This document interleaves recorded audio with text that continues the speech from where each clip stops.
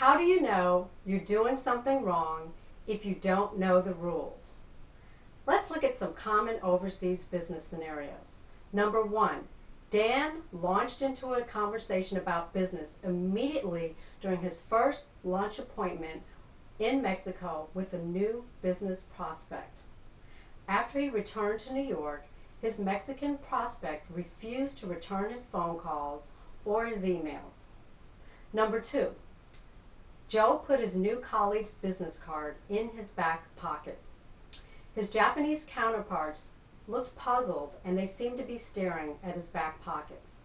Number three, Andrew gave the thumbs up hand gesture during a negotiation in the Middle East. The host ended the meeting abruptly, even though some of the agenda topics had not yet been covered. And number four, William called his new Chinese boss by his first name. Without any discussion, his boss had him move to another division. So what went wrong here?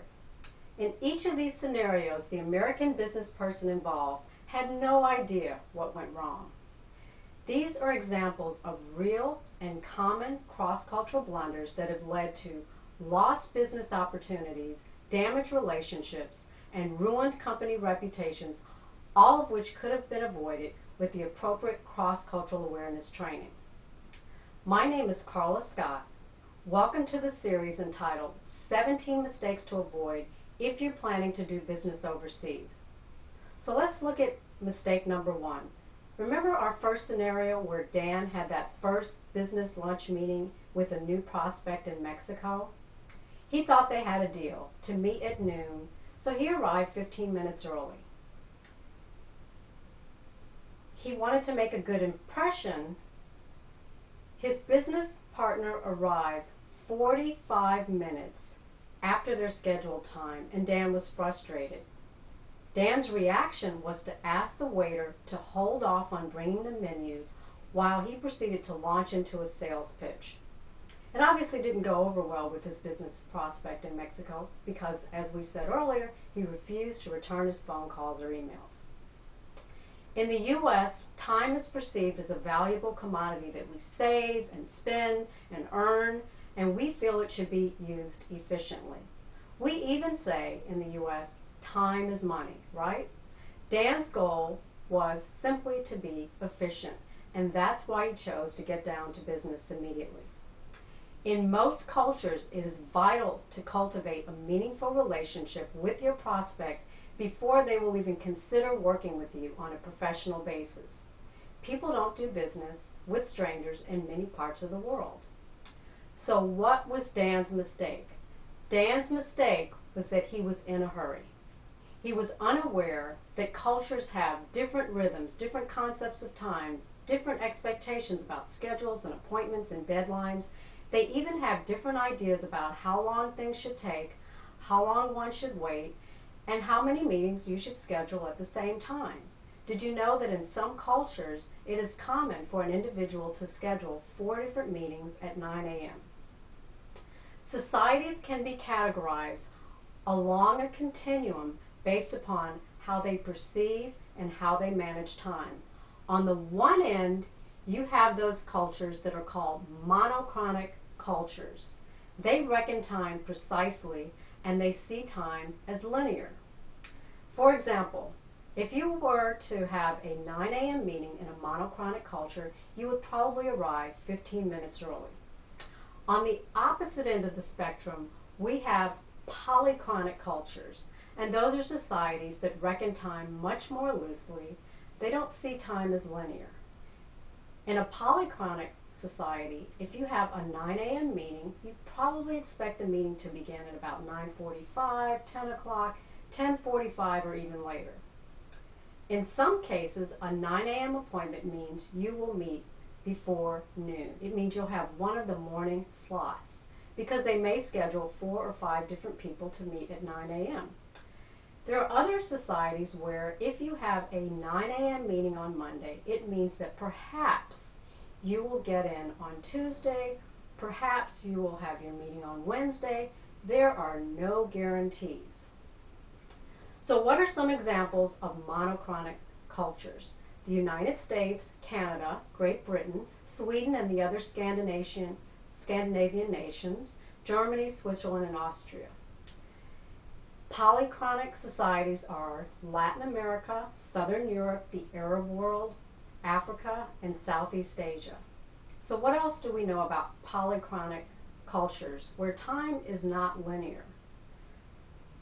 One can accomplish several things at the same time. In fact, it's very common for someone to be conducting a meeting, to be taking phone calls, to allow someone to come into their office so they can sign a contract, and to take a lunch break, all in the same meeting. Delays are common because if a task needs to be completed in a polychronic society, the meeting will last beyond the scheduled time.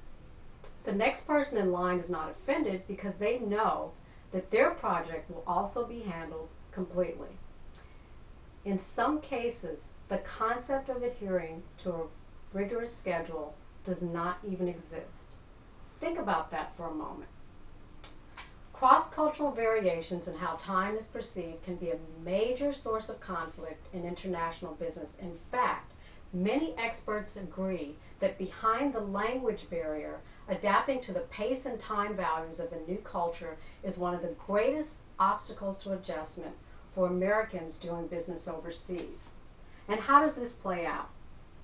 In polychronic societies, they view the U.S. as having some inhumane robots so tied to clocks and schedules that they miss out on important human interaction. Monochronic societies view their opposites as unprofessional and believe they don't take business seriously. So what can you do to prepare to be effective overseas? You can learn the time orientation of your host culture. Then don't pass judgment, just honor it. So slow down, be patient, and have the flexibility to adapt to the time orientation guidelines in your new culture. Now let's look at our second scenario and mistake to avoid. Remember Joe, who placed his colleague's business card in his back pocket? In certain cultures, the business card is like the soul of its owner. So you would never disrespect a colleague by writing on their business card, and you'd certainly never consider placing it in your back pocket. Joe's mistake was ignoring business etiquette of his host culture. We will spend some time later discussing some other elements of business culture, but for now, we're going to concentrate on greetings. Learning the appropriate rituals when you're meeting and greeting is vital to a successful business encounter. Some elements include the degree of eye contact that you should establish, what's appropriate there, who addresses whom and in what order, what about physical touch, how much distance should there be between you and their counterpart, what about the use of formal titles, and of course, you need to understand that important role of the business card. You have the choice of either getting off to a great start or by falling flat on your face during that first business encounter. The secret is, if you make a mistake, you may never ever know how your behavior was offensive. So do your homework and learn the protocol around introductions, greetings, and business card etiquette.